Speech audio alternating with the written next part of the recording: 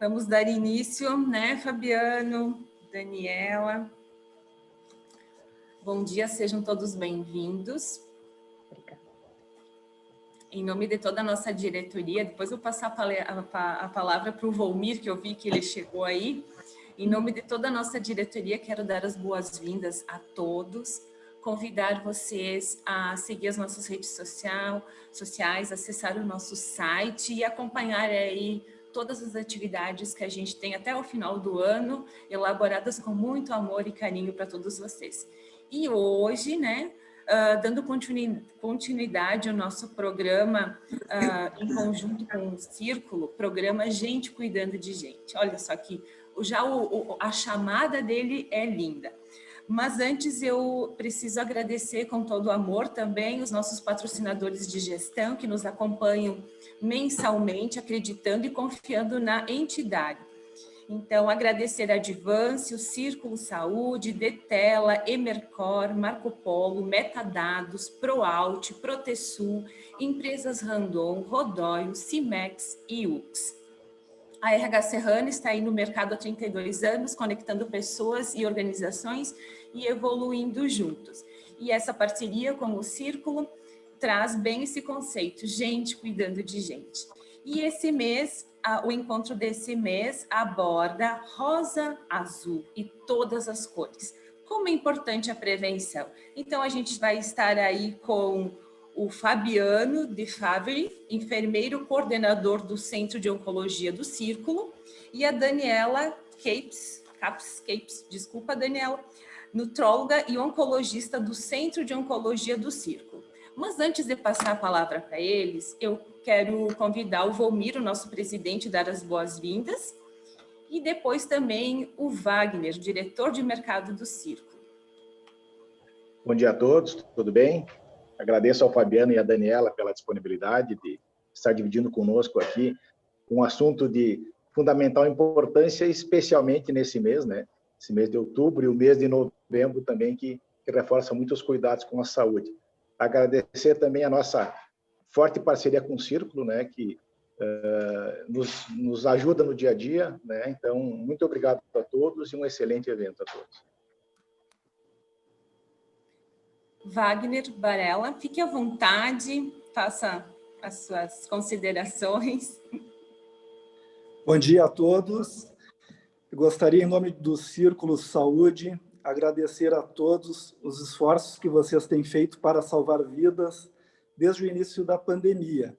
Sabemos que muitos são os sacrifícios que vocês e que suas famílias têm feito. A gente sabe aí que o RH ele acaba sendo um departamento aí que é um psicólogo das organizações, né? Que as pessoas muitas vezes dividem inúmeras angústias que não dividem até mesmo em casa ou até mesmo com seus líderes, com seus chefes, né? Então a gente sabe o quanto que os RHs ficaram sobrecarregados e atarefados aí nessa pandemia. E muitos foram os esforços diários para salvar vidas. Então, um agradecimento especial e parabéns a todos. Reforçar que o Círculo tem uma atuação nacional para urgência e emergência e que também temos o atendimento no litoral o ano inteiro, né? O tema, ele é um tema muito importante, ele é um tema de grande preocupação pela doença que acomete aí de uma forma muitas vezes severa e rápida, pelo alto custo, né? Então, o melhor remédio realmente é a prevenção. E dentro dessa parceria com a RH Serrana, a gente quer trabalhar muito a prevenção. E antes da prevenção vem a educação. Então, hoje, o coordenador do nosso centro aqui de oncologia, o senhor Fabiano, a doutora Daniela, vamos brindar aí com seu brilhantismo, com seu vasto conhecimento. Muito obrigado a todos, uma ótima palestra, uma ótima semana. Muito obrigada, Wagner, obrigada, Volmir. Eu quero destacar também a presença aí da Patrícia, do Alexandre, nós, nossos vices. Que bom que estão nos prestigiando também. Eu quero agradecer a Giovana, né, que é a nossa ponte entre ela e a Paula, que nos auxiliam aí nessa construção desse programa. Eu quero deixar todos bem à vontade, tá? Eu vou passar a palavra para o Fabiano e para a Daniela e vai ser um bate-papo. Então, assim, quiser perguntar, pergunte, quiser escrever no chat, escreva, que seja algo assim bem tranquilo e bem gostoso e que a gente possa aproveitar muito o conhecimento desses belíssimos profissionais. Fiquem à vontade, a palavra está com vocês. Bom dia a todos. Dani, por favor, começa você dando as boas-vindas, já que as damas na frente, né? Tá bom. Então, gente, muito obrigada pelo convite, por terem pensado em nós, né? E como já foi dito, a gente tem esse mês de outubro, que está quase terminando, e o mês de novembro, que está para começar na próxima semana, a gente tem essa dedicação e esse enfoque bem para educação, para alertar as pessoas a respeito do autocuidado, especificamente relacionado ao câncer de mama e ao câncer de próstata, mas que a gente também use essa nossa oportunidade para estender para o autocuidado, para a saúde em geral, porque a gente vai acabar concluindo nessa nossa conversa de que, especialmente, os hábitos de vida e esse cuidado que a gente desenvolve ao longo do tempo é o que vai poder nos proteger ou minimizar o risco de a gente desenvolver alguma doença potencialmente grave como essas e tantas outras, né? Então, é sempre importante uma oportunidade como essa, muito válida.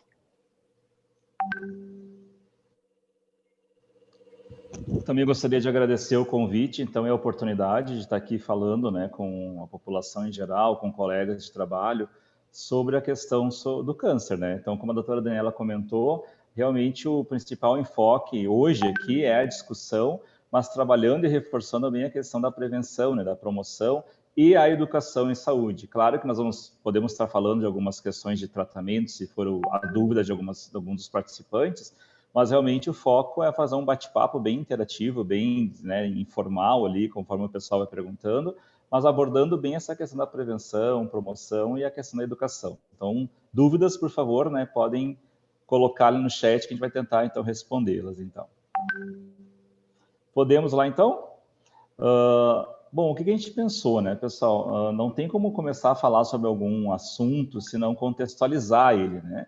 Então, antes de falar mais específico do câncer de mama, do câncer de próstata, sobre as questões de prevenção, de tratamento, diagnóstico, nós gostaríamos só de contextualizar um pouquinho do câncer, né? Porque o câncer, querendo ou não, ele ainda é muito cheio, muito, né, relacionado a tabus, né, a mitos, né? Quando se fala em câncer, realmente já se associa literalmente à morte, né? Câncer, morte. E, querendo ou não, ainda na nossa atualidade, tem muitas pessoas que ainda têm até dificuldade, né, de falar o nome câncer, não consegue dizer estou com câncer, ou o meu familiar está com câncer. O meu familiar está com uma doença ruim, o meu familiar está com uma mancha no pulmão, está com um nódulo no seio, né? Mas por que isso? Porque tem muita questão do mito, né? Quando se via na antiguidade, realmente, a questão do câncer, muito extremamente relacionada, então, à morte, né? Outra questão, outra curiosidade que a gente gostaria de colocar também a nível de informação é por que câncer? De onde que vem o nome câncer, na verdade? Então, o nome câncer, ele é, na verdade, uma palavra de origem latina, né? E ela quer dizer caranguejo. Então, se vocês vão pensar, tá, mas qual é a relação do câncer com o caranguejo, né? Na verdade, era a aparência, né, dos tumores, das massas tumorais, que quando se ressecava, quando se conseguia visualizar, tinha a aparência semelhante às patas de um caranguejo, né? Que ela abria, que ela se espalhava. Então, aí que vem o nome câncer, né? Então, em termos de contextualização. Outra questão que a gente acredita ser interessante assim, trazer para vocês, para aquecer um pouco, né, essa introdução, são alguns mitos, né, que se falam, né, ou até dúvidas. Por exemplo, todas as pessoas têm câncer, todas as pessoas desenvolvem câncer, enfim, então a gente vai falar um pouquinho disso, né? Então, em termos do câncer, o que seria o câncer enquanto conceito? O câncer nada mais é do que uma doença celular. Ele é uma doença da nossa célula. Então, uma célulazinha, duas célulazinhas do nosso corpo, em algum momento, né, ela teve um estímulo nocivo que fez com que ela se alterasse, se dividisse de forma errada. Uma célula errada divide duas divide mais duas, e quando a gente vê, nós estamos com uma população muito grande dessas células, então, defeituosas, né? Então, isso seria o câncer, realmente, né? Essa doença celular. E aí já vem aquela pergunta, tá, então, todas as pessoas têm câncer. Umas desenvolvem e outras não. Tem um fundo de verdade nessa afirmativa do senso comum, né? Em que sentido, né? Se o câncer é uma doença celular e todos nós somos formados por célula, quer dizer que todos nós temos, sim, né, uma possibilidade, uma probabilidade de desenvolver, então, o câncer. Então, tem um fundo de verdade, sim, nessa questão do senso popular. Mas o que daí também diferencia o câncer de tumores, então, não malignos, né? Uma outra pergunta que a população, a comunidade, as pessoas sempre perguntam também é aquela questão. Todo tumor é câncer, todo tumor é maligno, então vem as diferenciações, né? Então, todos os tumores são câncer? Não, vai depender realmente da característica celular, porque a célula do câncer, a célula neoplásica, ela vai ter algumas características que são específicas dela. Por exemplo, ela se divide muito rapidamente, de forma desordenada, ela perde algumas capacidades, né, fisiológicas, enfim, ela se espalha pelo corpo, que vai dar, então, a chamada metástase, ou aquela raiz que as pessoas do senso comum também colocam. O câncer já tem raiz. O que é essa raiz? É uma metástase. O que é uma metástase? É uma célula tumoral que caiu na circulação, na circulação corporal, enfim, se espalhou diferente num local diferente do tumor primário, né? Então, essas são algumas características que fazem da célula neoplásica cancerígena diferente da célula benigna.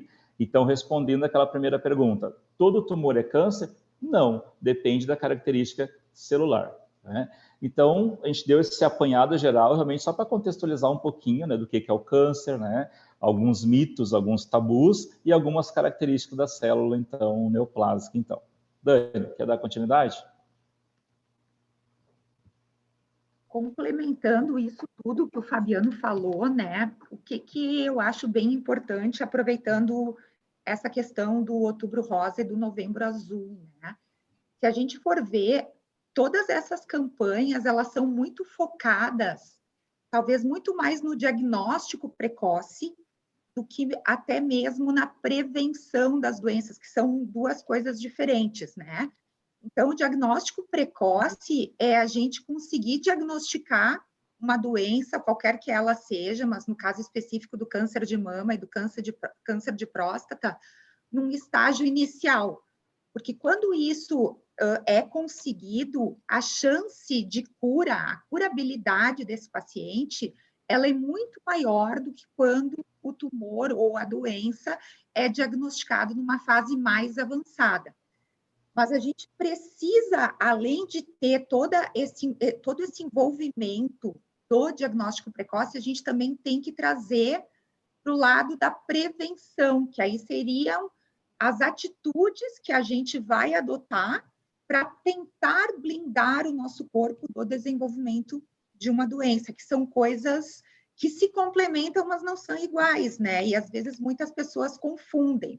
Então, pensando assim especificamente no câncer de mama, a gente sabe que existem vários fatores de risco que talvez assim a maior parte da nossa audiência seja mulheres, né? Mas é importante falar que 1% dos cânceres de mama ocorrem em homens. Então, é muito mais raro do que no sexo feminino. E só para ilustrar também, quando o tumor acomete homens, geralmente ele tem um comportamento mais agressivo. É uma doença que tem uma virulência, uma agressividade muito maior do que muitas vezes nas mulheres. Então, se a gente for pensar hoje em dia, quais são os principais fatores de risco, pensando em mulheres no geral, que estão atrelados ao maior risco de desenvolver câncer de mama? A gente sabe que a primeira menstruação precoce, então, antigamente, né, a idade média em que as meninas tinham, que a gente chama de menarca, ficava em torno dos 12 aos 14 anos. Desde a virada do século, do milênio, a gente já tem estatísticas que mostram que essa primeira menstruação já está baixando para os 9 e 10 anos. Então, a primeira menstruação, muito cedo, é um fator de risco preponderante para o desenvolvimento de câncer especialmente de mama. A menopausa tardia, então, a última menstruação numa idade mais avançada, que isso é uma coisa que tem se mantido relativamente estável nos últimos anos. O uso de hormônios sintéticos ao longo da vida, e aqui a gente precisa fazer uma diferenciação entre a reposição hormonal com hormônios sintéticos, que é um fator de risco sabidamente ligado ao desenvolvimento de câncer de mama, mas tem estudos conflitantes que mostram que o uso de anticoncepcional pode aumentar o risco de desenvolver essa doença também, tá? E se a gente for ver, muitos de nós são pais, são tios, né? E as meninas, os adolescentes, cada vez estão começando a usar anticoncepcional mais cedo. Então, isso também é um fator de risco. A ausência da amamentação ou a amamentação por intervalo de tempo curto também, porque a amamentação ela é um fator protetor contra o câncer de mama. A pouca amamentação ou a ausência da amamentação é um fator de risco para o desenvolvimento da doença. E a ausência da gravidez ou a gravidez tardia. Então, estatisticamente, se a gente for ver, né, hoje grande parte das mulheres está cada vez postergando mais a gestação por várias razões, né? Algumas nem querem engravidar, algumas não conseguem amamentar, outras não querem amamentar, mas todo esse uso de hormônios sintéticos que está presente no nosso dia a dia, então são vários fatores de risco, fora tabagismo, uso excessivo de álcool, que o uso abusivo de álcool é um fator de risco bem relacionado ao desenvolvimento de câncer de mama. Então, se a gente for ver, no meio que a gente convive, muitas pessoas, muitas mulheres próximas de nós adotam esses hábitos. Então, não quer dizer que todas elas vão ter câncer de mama, mas elas se enquadram nos grupos de risco para ficar alerta com o desenvolvimento dessa doença. E até complementando, né, Dani, quando tu fala dos fatores de risco, né, para o pessoal que está nos assistindo, nós temos fatores de risco que a gente pode dizer intrínsecos e extrínsecos, né? O intrínseco é realmente a fisiologia do corpo, como a doutora Daniela comentou, a menarca precoce. Não conseguimos, né, alterar isso, né? A mulher menstruou naquela data, o corpo dela fisiologicamente estava pronto para e aconteceu. Então, o nosso foco, enquanto profissional de saúde, tentando levar informação para a comunidade em geral, realmente é trabalhar nos fatores de risco extrínsecos, aqueles que estão fora do organismo do paciente e que têm relação realmente muito forte, né, com os hábitos de vida que nós vamos estar falando hoje também, né? Uma coisa importante que eu acabei não comentando também, até para complementar o que o Fabiano falou, é que essa questão da primeira menstruação mais precoce nas meninas, ela está muito ligada ao desenvolvimento do sobrepeso, da obesidade. Então, isso é um fator de risco, ou é um fator agressor ambiental que o nosso meio hoje está potencializando, né? E se a gente for ver agora nesses meses aqui que a gente está vivendo essa questão do isolamento, do semi-confinamento, né? Muitas pessoas estão engordando, estão aumentando o percentual de gordura corporal e a obesidade e o sobrepeso são hoje considerados fatores de risco para desenvolvimento de todos os cânceres, especialmente os tumores que têm esse comportamento hormonal, como no caso do câncer de mama. Então, é um alerta, né, também para ficar para todos nós. Muito bem, muito bem. Dani, acho que podemos já introduzir, então, né, a questão aquelas perguntas que algumas pessoas já tinham enviado, né, que seria qual a influência dos fatores da hereditariedade no câncer e quais influências do estilo e hábitos de vida como alimentação, que nós já demos, então, uma introdução. Quer começar? Então, essa questão da hereditariedade, tem muitas pessoas que vêm à consulta, né, e que têm essa preocupação se o tumor delas tem esse componente hereditário, porque muitas vezes elas têm familiares e estão preocupadas com a saúde da família, ou se a mãe, ou a tia, ou o avô tiveram algum tipo de câncer. Então, a gente sabe que especificamente, com relação ao câncer de mama, ao câncer de próstata, a alguns tipos de câncer do intestino grosso e tumores de ovário, são os principais, pode existir esse componente hereditário. Mas a hereditariedade ela é responsável só por 8 a 10% dos casos. Então, até para ilustrar, essa manifestação hereditária ela ficou muito famosa há alguns anos atrás, quando a Angelina Jolie descobriu que ela tinha uma mutação dos genes BRCA1, porque a mãe dela tinha morrido de um tumor ginecológico e a mãe da mãe. Então, ela foi realizar essa investigação genética, identificaram que ela tinha essa alteração e o risco de ela desenvolver câncer de mama ao longo da vida era muito alto, é maior do que 90% nesse grupo de pacientes, tá? Então, em casos específicos como o dela, está indicado fazer profilaticamente, preventivamente, a retirada das 2 mamas e ela, num segundo momento, ela retirou os 2 ovários, porque no caso dessa alteração, o câncer de mama ele está ligado ao desenvolvimento ou a um risco aumentado de também ter câncer de ovário.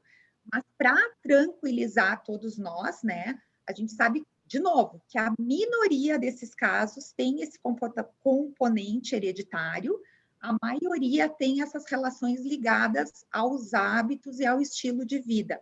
De novo, quero reforçar essa questão de que o percentual, a quantidade de gordura corporal e o próprio índice de massa corporal, que é um parâmetro que a gente usa, que é bem fácil de a gente determinar qual é o nosso índice de massa corporal, a gente simplesmente divide o valor do nosso peso em quilos pelo valor da nossa altura ao quadrado, altura em metros ao quadrado. E essa conta ela vai dar um valor entre 18 e 30, 40, dependendo do caso. A gente considera que o índice de massa corporal é adequado entre 18,5 e 24,9. Então, é isso que a gente também tem que procurar buscar para nos manter nessa faixa. Acima de 25, a gente considera que a pessoa tem sobrepeso, entre 25 e 29,9, e acima de 30, a gente considera que a pessoa tem uma obesidade, que existem graus de obesidade.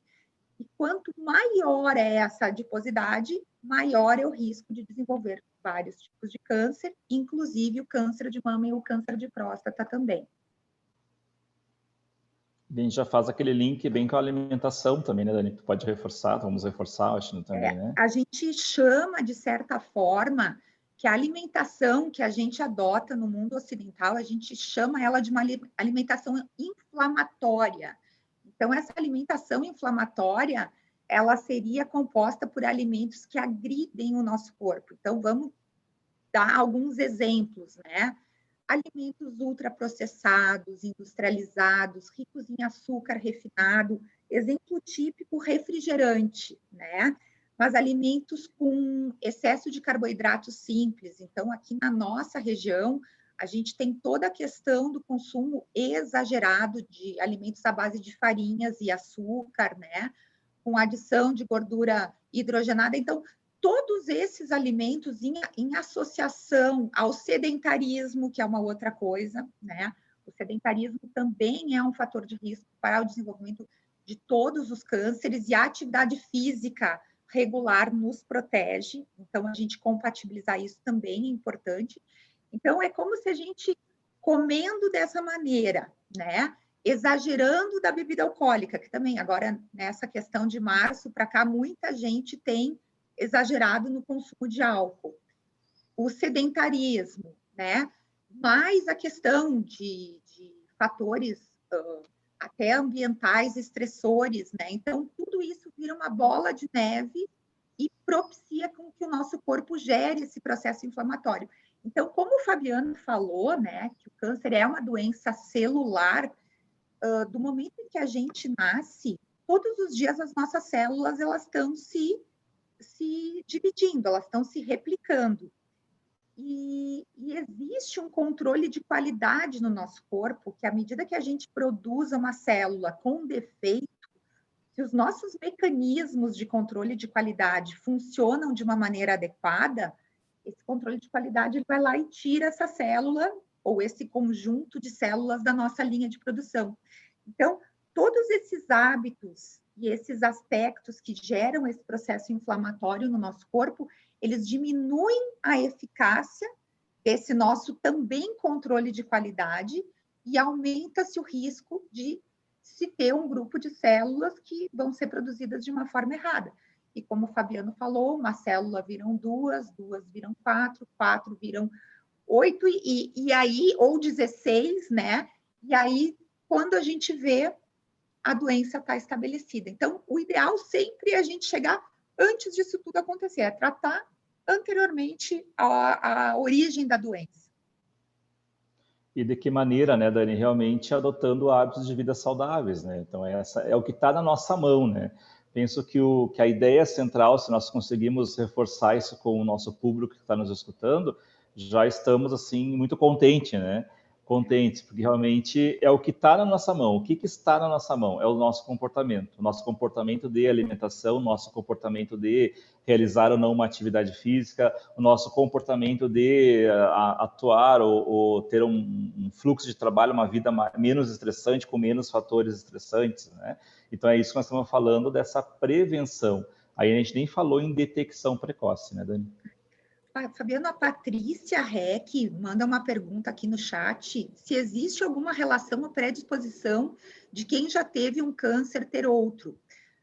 Toda pessoa que já teve o diagnóstico de algum tipo de câncer, ela tem uma predisposição maior do que outra pessoa com as mesmas características físicas do que ela, de ter algum outro tumor, né? Por isso que é importante que quando o paciente tem o diagnóstico e precisa fazer o tratamento, o acompanhamento da doença, ele mantenha o acompanhamento com o médico da confiança dele. Porque, de novo, se houver a infelicidade, né, de ele ter um diagnóstico de um segundo tumor, isso vai ser diagnosticado o mais precocemente possível para que ele consiga fazer o tratamento e fique bem. Mas é claro também que uma pessoa que tinha hábitos de vida que talvez não fossem os mais adequados, né? Quando tem um diagnóstico de uma doença grave, ela pode também mudar todo esse estilo de vida que ela tinha, alimentação, abandonar o sedentarismo, abandonar o álcool, abandonar o cigarro, né?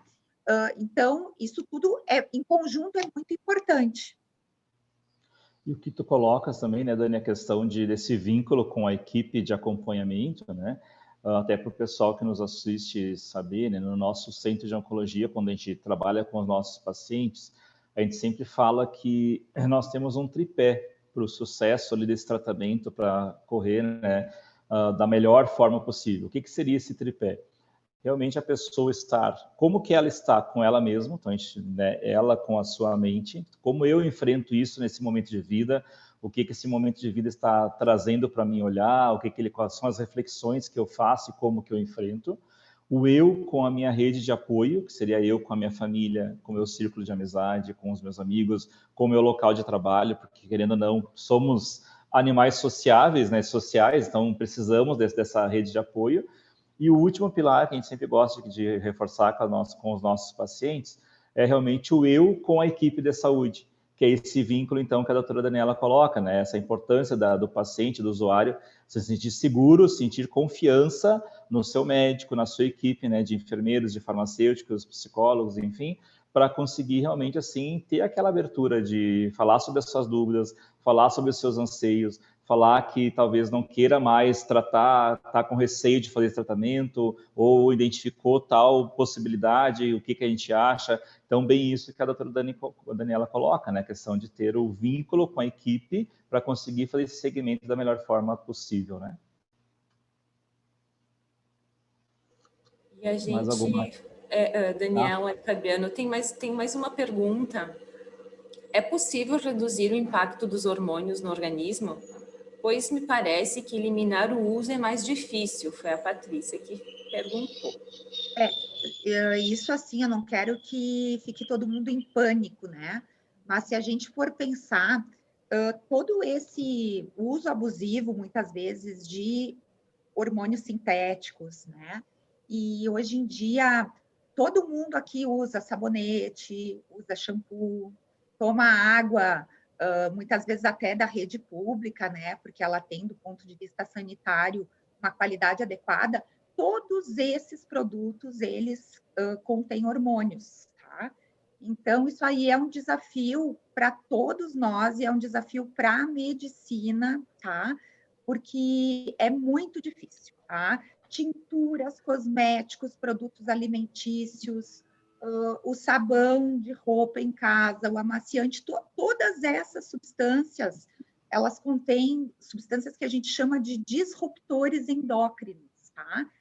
Muitos alimentos contêm esses disruptores endócrinos. Então, os alimentos mais famosos são os alimentos à base de soja, que contêm os famosos fitoestrógenos, que até algum tempo atrás eram indicados como adequados para a saúde. Hoje a gente sabe que isso está sendo rediscutido, porque eles vão fazer com que o nosso corpo produza mais hormônios. E para o homem, o câncer de próstata, a gente sempre falou, né? Mas o câncer de próstata também tem uma relação por esse desequilíbrio, por esse desbalanço hormonal. Então, o câncer de mama e o câncer de próstata são doenças que não têm nada em comum clinicamente, mas que nesse fator de risco eles têm uma semelhança. Mas isso é um desafio, tá? Eu tenho que ser bem sincera, não é uma coisa muito difícil. E até bem amplo, na verdade, né, Dani? Porque pensando na água, realmente isso não está dentro da nossa casa, da nossa gestão, e sim de um sistema público, né, maior, de uma gestão pública. Mas cabe um movimento, na verdade, enquanto profissionais de saúde, e a população em geral, né, levando essa informação. Com certeza. Né? O uso Dani, de água, agora eu estou com uma garrafinha aqui, não quero fazer propaganda da marca, mas o consumo desses produtos, a água armazenada nesse tipo de embalagem, o plástico, ele tem um componente chamado bisfenol, que quando entra em contato com o sol, ele libera essa substância que imita os nossos hormônios. Então, eu estou aqui conversando com você sobre isso e, infelizmente, estou tomando água na garrafinha, para vocês verem como não é fácil. É difícil mesmo, né, Dani? Dani, tem uma pergunta ali que o pessoal está perguntando. Poderiam explorar um pouco sobre as etapas quando diagnosticado em biópsia de escala de 1 a 5? Quando que esse número começa a ser preocupante? O que nós podemos falar? Talvez essa pergunta, Fabiano, esteja sendo mais relacionada, ver se eu entendi certo, tá? Por favor, quem perguntou me corrige. Com relação àquela escala de BIRADS que aparece para os exames da mulher quando a mulher faz ecografia mamária e mamografia. Então, essa escala de BIRADS, ela vai de 1 até 6, na verdade, e quanto maior é a nota, tá? O 6, ele é um exame que tem que ser comprovado, tá? Mas quanto maior é a nota do BIRADS, maior é o risco de que aquela lesão que apareceu no exame seja tumoral, seja neoplásica. Então, quando a gente vai fazer um exame de rotina e aparece informação de BIRADS 2, que é a maior parte dos exames tem essa informação, a pessoa não é que ela não vai nunca mais fazer exame, mas ela pode ficar tranquila que quando for a data prevista para ela fazer o próximo exame periódico, ela vai fazer. Agora, quando já aparece uma outra informação, como BIRADS 3, BIRADS 4 e BIRADS 5, a pessoa precisa buscar o ginecologista, no caso de câncer de mama, né? Ou o mastologista para realizar uma investigação mais apurada, mais atenta para o que está acontecendo. E até porque, né, Dani, que aí nós estamos falando da detecção e não mais da prevenção, né, que foi a nossa fala inicial. Quando a gente está falando do exame ali, realmente ele vai detectar, ele não vai prevenir que a pessoa tenha, né? A prevenção se dá em cima desses hábitos que nós estávamos falando, né, até então, né? Um outro mito também que às vezes as pessoas falam, as mulheres discutem, enfim, é aquela questão, se eu faço autoexame, eu não preciso fazer, né, o exame da mamografia. Na verdade, não. Na verdade, um não substitui o outro, né? Realmente, o autoexame não substitui realmente, não preciso mais fazer a mamografia. Palpei, né, me autoexaminei, não identifiquei nada, então eu posso pular essa etapa de revisão anual, enfim, que se faz. A Sociedade Brasileira de Mastologia, a Sociedade de Oncologia, a Sociedade de Ginecologia tem uma recomendação que é um pouco diferente do Ministério da Saúde, aí por uma questão até financeira, né? De que toda a mulher, a partir dos 40 anos, deve fazer mamografia anualmente. Porque a mamografia, quando ela é feita com a técnica adequada, ela consegue detectar lesões menores de 1 centímetro, que no exame, no autoexame das mamas, por mais atenta que seja a pessoa, ela não vai conseguir detectar lesões tão pequenas. Então, como o Fabiano falou, o ideal é que a gente associe o autoexame contínuo, periódico, porque o autoexame das mamas ele já vai abrir a porta para a gente ter o autoexame da pele, pensando no caso de câncer, né, dos tumores de pele, que são os tumores mais comuns no Brasil, não melanoma, mas também do melanoma, e para todos os outros tumores, né? Então, é bem importante esse autocuidado, né? Então, o autoexame ele é importante para isso. E a complementação com exames diagnósticos, dependendo do caso. Então, mulheres que têm a mama mais densa, que não precisam ser só as mulheres jovens, né?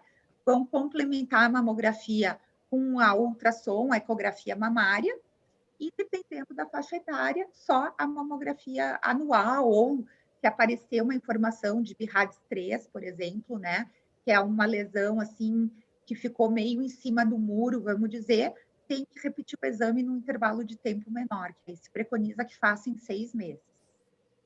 Muito bem. Dani, nós falamos... Alguém está perguntando? Peraí. Acho que alguém ia falar. Eu recebi uma perguntinha aqui, até antes de entrar no câncer de próstata. Por que as mulheres mais jovens estão sendo acometidas pelo câncer de mama? Isso tem relação com isso que nós comentamos, que é esse estilo de vida inflamatório. Então, todo esse conjunto de hábitos está minando a saúde daquela pessoa e está propiciando que o tumor se desenvolva.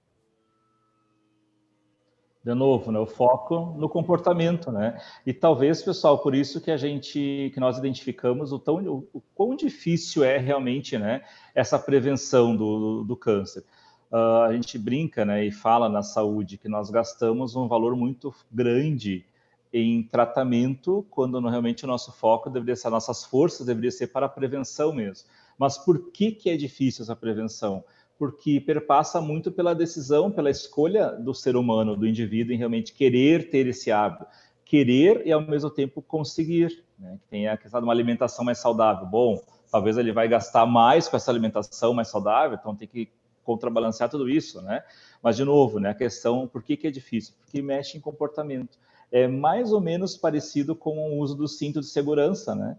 Por que o cinto de segurança é difícil, né? Agora nem tanto, já conseguimos conscientizar o pessoal, as pessoas têm se conscientizado, mas realmente se usava o cinto de segurança para uma blitz, para uma fiscalização, e não para minha segurança. Por quê? Porque envolve o comportamento, decisão, poder de escolha, assim como os hábitos de vida saudável. Nós já sabemos, né, que a alimentação tem impacto, tem alimentos ou estilos de alimentação protetivos, a atividade física tem impacto, né, a não exposição a alguns fatores de risco, enfim. Mas agora é o como fazer isso, né? O como fazer isso. Então, se a gente conseguir plantar essa sementinha hoje na vida de vocês, no cotidiano de vocês, de começar a pensar em pequenas mudanças, né? Talvez, assim, se a pessoa está acima do peso, né, Dani, ela não vai sair de hoje para uma semana perder os 10 quilos que ela acumulou em 3, 4 anos.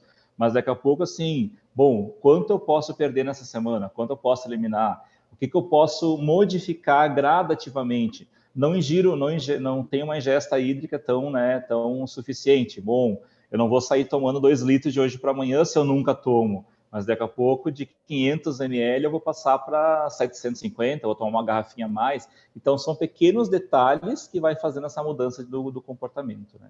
Com certeza.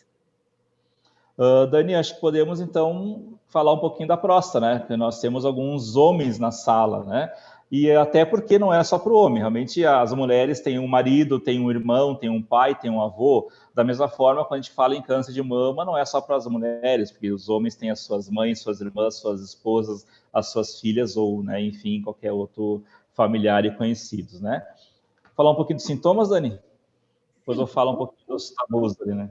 O câncer de próstata, ele já é uma doença que tem uma manifestação mais silenciosa, tá? Porque, como a gente falou, a mulher tem a mulher já frequenta o ginecologista desde a adolescência, adulta jovem, já tem toda essa campanha para fazer autoexames da mama, o homem já tem uma resistência maior a consultar com o médico, né? Quanto mais com o urologista, né? Então, a gente sabe que ao longo da vida, 1 em cada 6 homens até os 80 anos vão ter câncer de próstata. Então, é uma doença que tem relação direta também com o envelhecimento da população. E como o Fabiano falou, né, os sintomas iniciais eles podem ser bem inespecíficos e até um pouco vagos, né?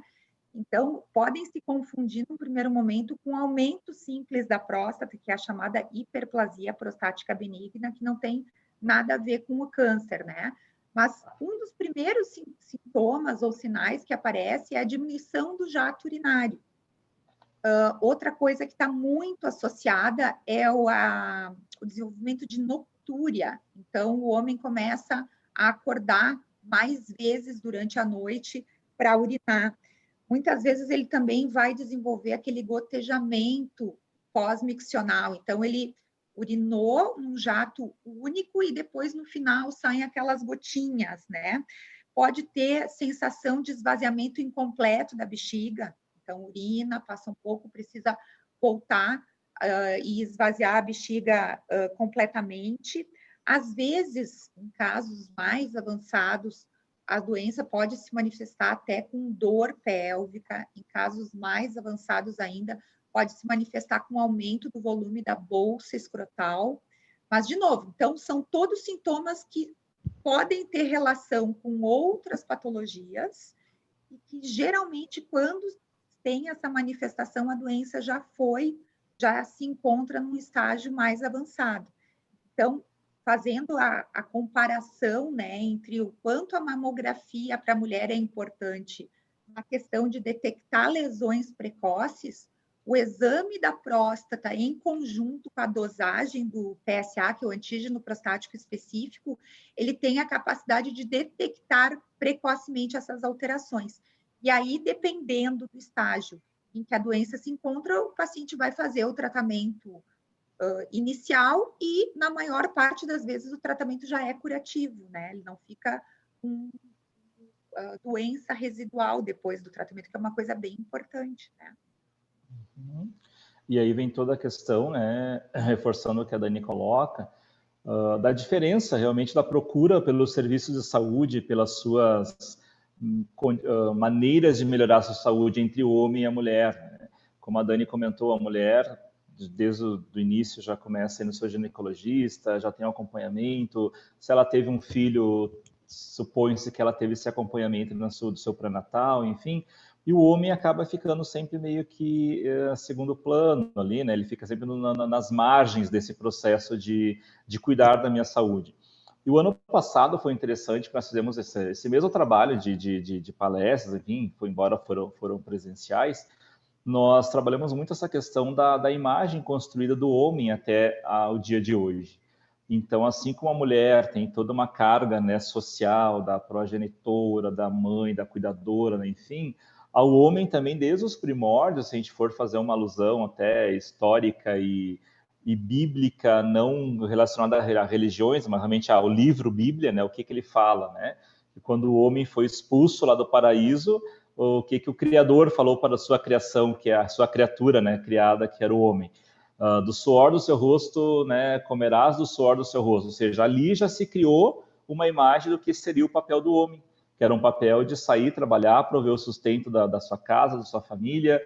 Ao longo da história, o que mais que nós conseguimos assim, identificar como um papel do homem, né, nas grandes civilizações, enfim, as guerras, que os soldados, né, os homens eram soldados, né, não existiam mulheres, pouquíssimas, né, mulheres soldados na guerra, né? Então, por quê? Ele tinha que ter a sua forma física muito bem, né, a sua virilidade, a sua até a agressividade e, ao mesmo tempo, não demonstrar a fraqueza.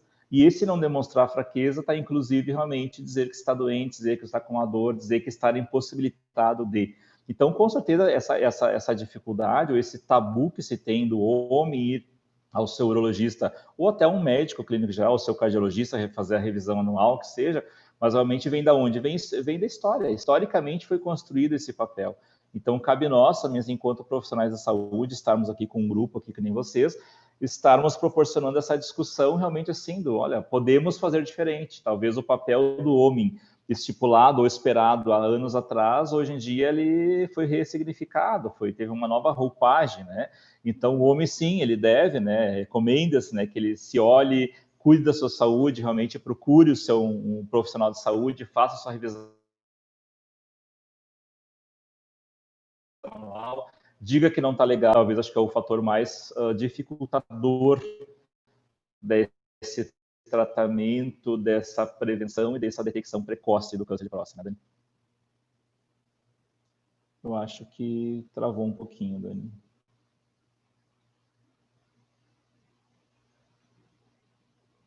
Eu não tô... Tem alguém falando? Eu não estou escutando.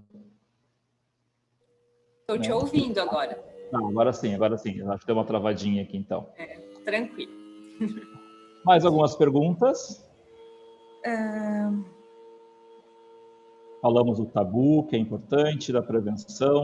Já falamos. Lembrando tudo isso, né, dos fatores de risco que a gente falou para o câncer de mama, eles têm relação também com o câncer de próstata, né?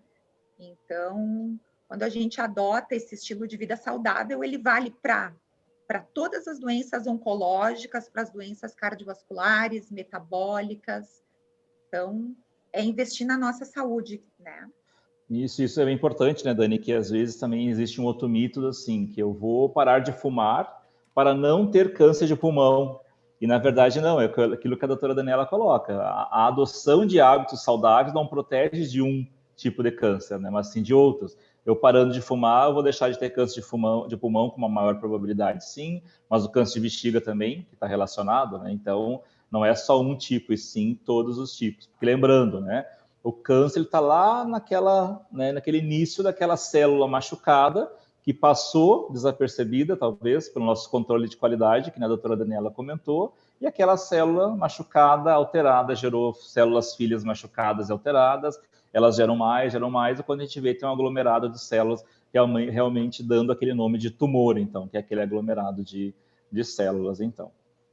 Pessoal, mais alguma pergunta que a gente não respondeu, alguma dúvida, alguma curiosidade, né? Como nós falamos, tem muita questão de mito e verdade sobre o câncer, né? Então, nós tentamos responder alguns ali que nós identificamos como que eram uma dúvida geral, mas podem perguntar ainda. Fabiana e Daniela, eu vou aproveitar e fazer a pergunta aqui, falando e não escrevendo, né? A gente sabe que o câncer é uma doença muito antiga, né?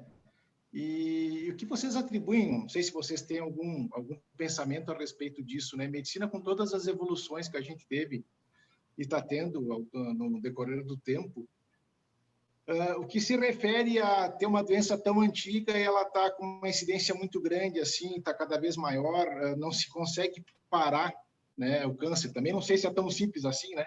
Mas qual que é a percepção de vocês, a gente avaliando as incidências de uma doença, que ela é múltipla, né, no organismo como um todo, e a gente não conseguir chegar a uma cura, ou sei lá, me inquieta um pouco isso, né? De que forma que vocês veem isso, ou se daqui a pouco eu estou equivocado nessa minha análise. Gostaria de ouvir de vocês isso. Uma pergunta muito inquietante também, realmente. Vai, Dani, pode falar, eu te cortei. Desculpa, Fabiana, nos inquieta com certeza, Valmir. E isso tudo a gente tem que pensar no quanto essa doença é complexa.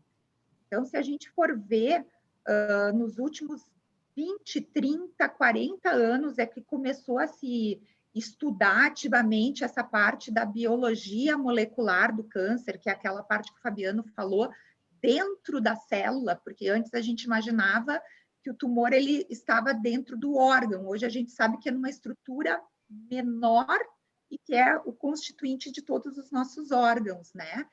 E se a gente for ver, nesses últimos anos, cada vez mais a gente tem um arsenal de terapias, seja medicamentosa, sejam técnicas de radioterapia cada vez mais focadas em tratar só a lesão e poupar os tecidos vizinhos, técnicas cirúrgicas. Então, felizmente, a medicina está tendo um avanço muito grande, mas, apesar de tudo, ainda é pouco. Tá? Porque, como a gente falou, a incidência do câncer globalmente ela está aumentando no mundo todo, muito relacionada a essa questão do estilo de vida, que cada vez ele está mais inadequado para a nossa saúde, para o nosso organismo, né? E se a gente for ver também, todos esses processos de agressão e controle de qualidade, eles vão perdendo a eficiência com o envelhecimento. Então, há 100 anos atrás, as pessoas morriam de tuberculose, morriam de disenteria, morriam de doenças muito mais infecto-contagiosas, e com o advento de antibióticos, vacina, todo esse controle sanitário que se tem hoje, a expectativa de vida da população ela aumentou, mas essas agressões em contrapartida pioraram, né? Então, isso é uma coisa que, com certeza, tem que continuar sendo buscada, né? O tratamento, o controle, o alívio dos sintomas, né, Fabiano? Exatamente. E como a doutora Dani coloca, né, Valmir, antigamente se morria por uma parasitose, morria-se de verme, na verdade, né? Então, por quê? Porque agora as pessoas, que nem a Dani comentou, né, elas vivem mais, ao mesmo tempo que vivem mais, se expõem mais a esses fatores de risco, né, esses fatores de risco comportamentais, enfim. E também eu colocaria a questão dos métodos de diagnóstico também, né? Então, respondendo à pergunta, né, Valmir, então, assim, por que tem mais, né, câncer hoje? Sim, nós vivemos mais, estamos mais expostos aos fatores de risco, temos hábitos de vida menos saudáveis, talvez, ou diferentes que possam estar levando a isso, mas também a gente entende que com a medicina, com os métodos diagnósticos, existe um acesso maior, por mais que nós temos uma população, uma parcela de população que ainda tem condições precárias de acessar serviços de saúde, mas nós temos uma população que também tem esse acesso. Então, os diagnósticos, o método diagnóstico tem sido mais usado, né? Coisa que não se tinha tempos atrás. Então, talvez até tínhamos alguns índices, talvez semelhantes ao que tínhamos hoje, mas que estavam ocultos, porque não se investigavam, não se tinha esse acesso à investigação. Nós estávamos olhando aqui, na verdade, a estimativa, né, como a Dani comentou, do INCA para o triênio de 2020 a 2022, é que no Brasil nós tenhamos aí 625 mil novos casos, né, tirando os casos de melanoma, que é o câncer de pele. Então, realmente, sim, ele vem, né, ampliando, né, o número de casos, com certeza. Mais alguma pergunta, pessoal? Como é que nós estamos aqui no chat? Tem mais alguma coisa que eu não vi, Dani? Não temos mais, temos agradecimentos aqui, parabéns pelo evento, ótimos esclarecimentos. Não sei se tem mais alguma perguntinha, senão a gente já está encerrando, né? Fiquem à vontade. Pergunta, acho que não, né? Dani, quer fazer o teu fechamento, então? As damas na frente, novamente. Obrigada. Então, mais uma vez, agradecer pela oportunidade, pela presença, né, pela participação de todos vocês, e que, se possível, né, tudo isso que a gente comentou aqui, que se vocês puderem ser propagadores de informação, né, para a população em geral, para quem está ao lado da gente, vai ser sempre muito positivo. Muito bom. Também agradeço o convite e agradeço a participação de vocês. Se nós conseguimos, né, plantar no mínimo uma sementinha de informação, né, que vocês consigam divulgar para as famílias, divulgar para os colegas que não conseguiram estar na live, enfim, já é um início de uma mudança, como nós falamos. Não precisamos sair do 1 para o 1000, né? Mas se a gente conseguir mudar do 1 para o 2, já é o início dessa mudança, né? Sabemos também que, né, o bom seria não precisar contar com assistência em saúde, com serviço de saúde nesse caso, né? Mas se precisarem, realmente o Círculo tem toda a nossa área de oncologia, que é uma área extremamente nova, né? Eu e a doutora Dani estamos à frente dessa equipe. Então, se algum dia também quiserem vir visitar, conhecer, a nível de conhecimento mesmo, né? Então, as portas estão abertas.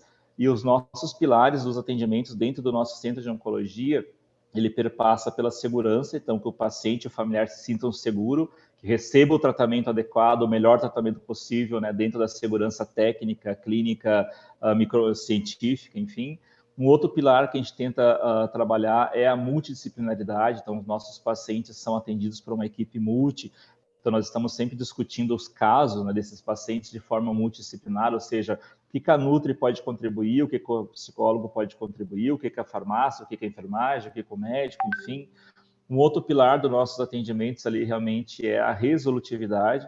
Então, nós sempre reforçamos que quando o paciente chega ali, que ele saia com a sua vida o mais resolvida possível, né? Se é um encaminhamento, se é uma orientação, se é falar com tal profissional, que a gente consiga tentar resolver o máximo possível para ele. E o nosso último pilar do atendimento, que a gente também trabalha bastante, é a questão da humanização. Ou seja, de nada adianta nós termos a segurança técnica, a segurança do profissional, um melhor tratamento, a estrutura física interessante, se não tiver realmente esse acolhimento, esse olhar para a pessoa que está ali, que não é um câncer, mas é uma pessoa que tem uma história de vida, que tem uma família, que tem uma inserção social no seu campo de trabalho, no seu campo social, e que está ali com uma patologia que nesse momento é o câncer. Então, seriam esses os nossos pilares do nosso Centro de Oncologia do Círculo, então.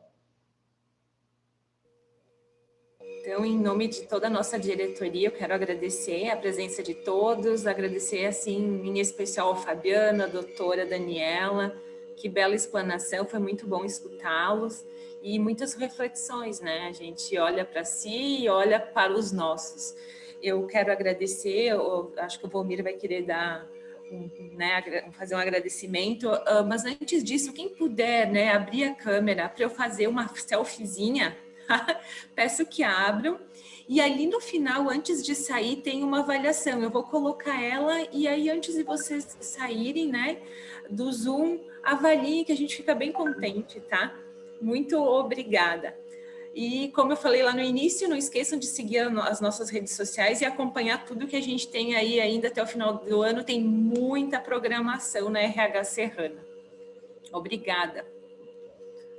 Fabiana e Daniela, agradecer vocês novamente, né, por estarem conosco. Muitas coisas a gente sabe, né, mas o reforço em que temos que fazer, isso ele tem que ser cada vez mais reforçado, né. A gente sabe que tem que perder peso, tem que comer pouco, mas nem sempre a gente consegue dar conta disso. Mas é importante. Começa devagar, pensa na mudança planejada. É isso aí, é isso aí. E muitas vezes a gente quer um resultado imediato também, né, Fabiano? Então, e aí meio que deixa de lado, né? Mas beleza, eu acho que é importante vocês plantarem, como tu bem falou, essa sementinha para que a gente repense as nossas atitudes, os nossos valores, porque a saúde ela é fundamental. E tendo saúde, a gente consegue ter uma vida plena, pessoal ou profissionalmente. Muito obrigado novamente pelo apoio de vocês e contem com a RH Serrana sempre que necessário. E obrigado a todos os participantes também. Vou colocar a avaliação, tá? Um abraço a todos, Giovana, um abraço. Meninas aí, ó, o trio assistindo. Muito obrigada. Tchau, tchau. Aparecendo aí para vocês?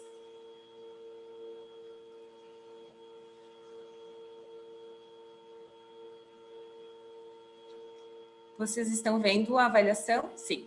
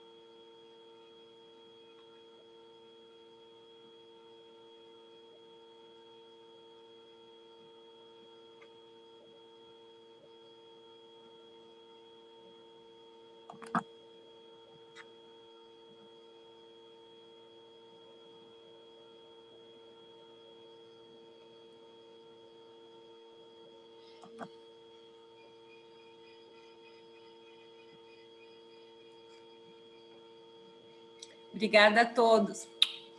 Tchau, tchau.